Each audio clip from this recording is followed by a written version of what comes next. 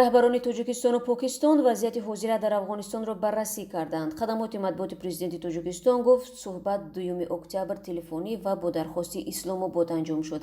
дар ҳоле ки покистонро пуштибони ҳукумати толибон дар афғонистон меноманд, тоҷикистон гуфтааст ҳукуматеро эътироф хоҳад кард ки дар он тоҷикон ҷойгоҳи шоиста дошта бошанд. эмомалии раҳмон, раиси ҷумҳури тоҷикистон, дар суҳбати рӯзи шанбе бо Имрон Хон гуфтааст вазъ дар афғонистон ҳамоно дар маркази диққат қарор дорад, зеро ҳамаи рӯйдодҳое ки дар ин кишвари ҳамсоя ба вуқӯъ мепайванданд ба ҳолати амниятӣ дар минтақа таъсири бевосита мерасонанд. бар асоси гузориши расонаҳои покистонӣ, ҳарду ҷониб дар мавриди сулҳу субота ва кӯмакҳои башарӣ ба афғонистон таъкид карданд. имрон Хон дар ин муколамаи телефонӣ ниёз ба ёриҳои башариро ба афғонистон дар шароити ҳозира муҳим дониста хостааст.